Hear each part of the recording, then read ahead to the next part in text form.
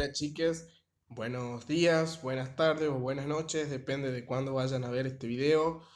Mi nombre es Julián Toranzo, yo soy estudiante de la carrera de Historia. Este año estoy realizando las prácticas para la docencia junto con mi compañera Andrea Morales, que ya la van a ver en el video que sigue. Y bueno, nosotros vamos a realizar las prácticas con el profesor Esteban en el cuarto año, o sea, el curso de ustedes. Y hoy nos toca dar nuestra primera clase, que es las mujeres durante la Primera Guerra Mundial.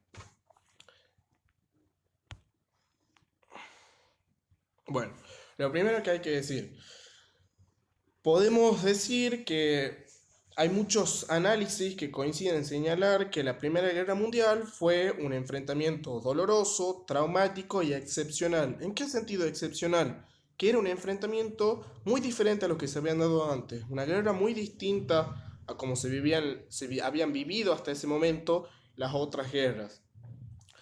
Pero hay algo más que está en común en todos estos relatos, y es que prácticamente solo se cuentan historias de hombres que son enviados a matar y a morir por otros hombres. Y son muy pocas las obras que se han escrito, son muy escasas las páginas que hay en las que se cuenten historias de mujeres, y eso nos lleva a preguntarnos dónde estuvieron las mujeres en esta época, durante la guerra. Bueno, son las mismas mujeres las que empezaron a investigar, a recuperar las voces de sus hermanas, de sus madres, de sus tías, de sus amigas, de sus abuelas o hasta de sus parejas. El hecho de mostrar que la guerra mundial, que la guerra en sí no era un fenómeno exclusivamente masculino, equivale a descubrir nuevas responsabilidades y nuevos labores realizados por las mujeres. Por ejemplo, ahora eran ellas la jefa de familia cuando no estaban los hombres, o por ejemplo también como algunas trabajaron de auxiliares en el ejército. Todo esto lleva también a analizar, a verlas adquirir más confianza en sí misma y también una cierta movilidad. ¿En qué sentido? En que ahora salen del ámbito de la casa, del ámbito del hogar. Como ya vimos, no son solamente amas de casa, sino que ahora son jefas de familia, salen para poder tener nuevos trabajos, nuevas labores. Podemos decir que hay dos interpretaciones diferentes que nosotros ahora vamos a analizar. Por un lado, la que sostiene que la Primera Guerra Mundial contribuyó a la emancipación de las mujeres, porque de esta lógica la guerra favoreció a la liberación de la mujer, a la emancipación de la tutela del hombre.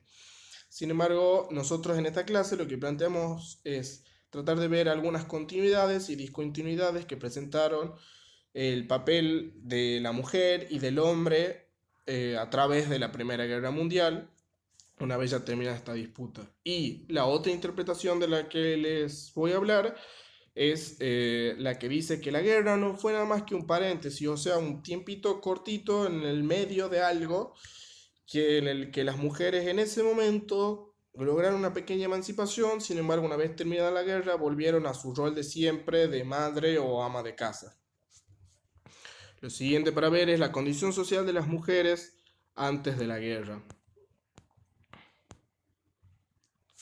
Es difícil hablar de la condición social de las mujeres en términos generales, sin que caigamos en simplificaciones, porque hablar de la mujer como si todas las mujeres fueran iguales no está bien.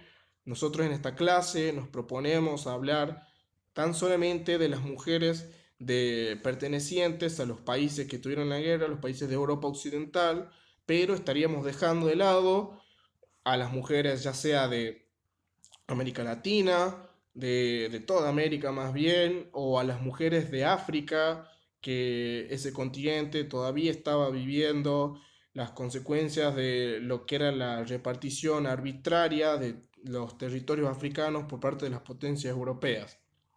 Y también, por último, aclarar que no vamos a hablar de mujeres campesinas en Europa. Bueno, tenemos que hablar de que en el siglo XIX se construyeron muchos modelos y muchos estereotipos sobre el rol de la mujer. Era muy importante las imágenes de la buena esposa, de la buena madre, de la madre piadosa, de la reina del hogar, y todas estas dan provoca una situación hostil en las mujeres, ya que el término genérico mujer está aparejado principalmente y casi únicamente al rol de madre, y se produce un sometimiento y una dependencia hacia el varón, ya sea tanto el padre, hermano o esposo. Sin embargo, también en este siglo es donde podemos ver que surge algo que intenta cambiar esa lógica, esa realidad, que es el feminismo, que quería favorecer la participación política y militante de las mujeres. Por ejemplo, en la Revolución Francesa, donde hombres y mujeres luchan juntos, codo a codo, para intentar conseguir derechos de ciudadanía, y sin embargo son solo los hombres quienes lo consiguen, quedando las mujeres excluidas de estos, aunque ellas también hayan hecho su parte. Y es esto lo que las lleva a preguntarse, que si ellas formaron parte de este movimiento y si ellas son iguales en razón que los hombres, entonces ¿por qué no pueden gozar de los mismos derechos? Y es esta paradoja la que lleva al nacimiento del feminismo. Y sin embargo, esta paradoja no se resolverá en ese siglo, sino que inaugurará un periodo de luchas y de reivindicaciones. Aparte, otra cosa que podemos decir del siglo XIX, podemos decir que es este en donde se ganó el reconocimiento a la oposición entre el hogar y el trabajo, entre la maternidad y el trabajo asalariado, entre la feminidad y la productividad. Así podemos ver que en el plano económico la situación cambiaba un poco según si las mujeres fuesen de alta sociedad o de clases más populares. Sin embargo, algo que las iguala a las mujeres, ya sea de una clase alta o de una clase baja, es que ambas se encontraban sometidas al hombre en un sentido en el que todas las mujeres necesitaban autorización de un hombre, ya sea de su esposo, de su hermano, de su padre, para realizar cualquier tipo de transacción económica, ya sea para hacer algún negocio, para pedir algún préstamo, para hacer alguna compra tal vez grande, o para tener alguna propiedad, necesitaban la autorización de un hombre. De igual forma, vemos que la remuneración que se daba en los trabajos, o sea, la paga que había en los trabajos, era una paga muy desigual, en el sentido de que a los hombres se les pagaba mucho más que a las mujeres, aunque sea el mismo trabajo o aunque trabajen el mismo tiempo, o a veces las mujeres llegaban a trabajar más tiempo que los hombres y sin embargo su trabajo era igual, o su salario era igual o menor. Bueno, aquí tenemos unas imágenes de las mujeres trabajando en un taller de costura durante el siglo XIX. Vemos también ya como no solamente su trabajo es ser ama de casa, sino que bueno, acá tenemos el taller de costura. Ahora nos toca hablar del movimiento feminista antes de la Primera Guerra Mundial. Y la demostración más clara que tenemos de una emancipación y de un avance en la lucha por los derechos de las mujeres es la adquisición del derecho al voto femenino, que en varios países se alcanza durante la guerra.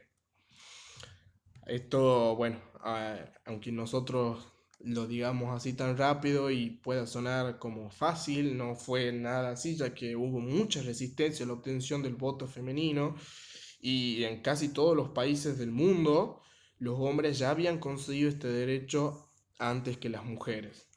El sufragismo, que es el movimiento este que lleva a las mujeres, a las feministas a ocuparse por querer tener derecho al voto, fue el puntapié inicial para una para un programa de acciones reivindicativas para la mujer en el ámbito social.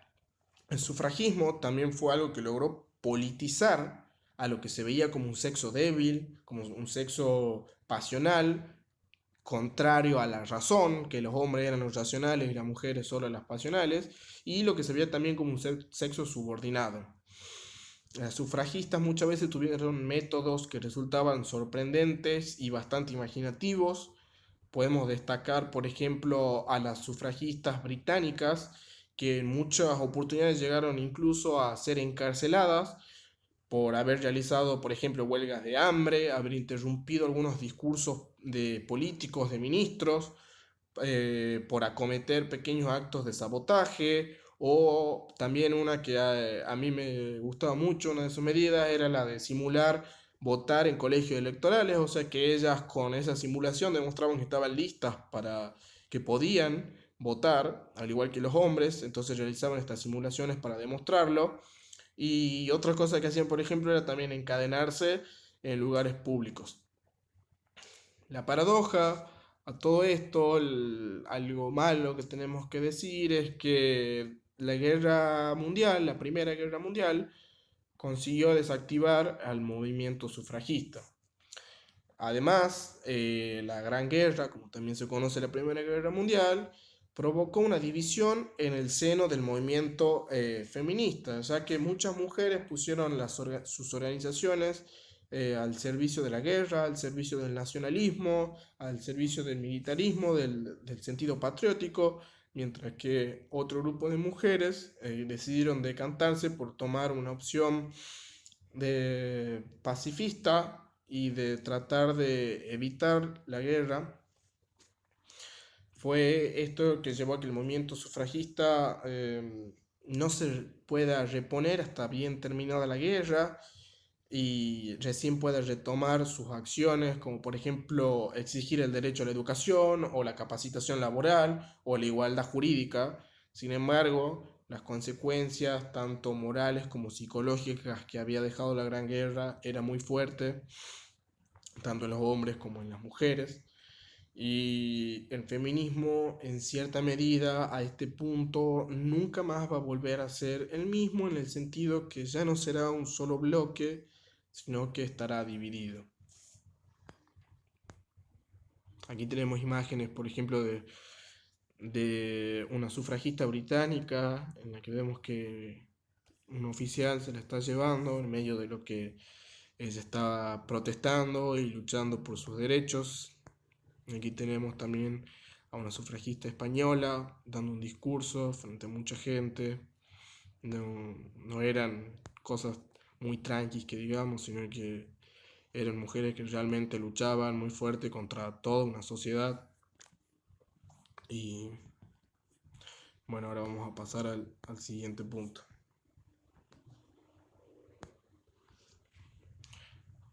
Las mujeres durante la Primera Guerra Mundial.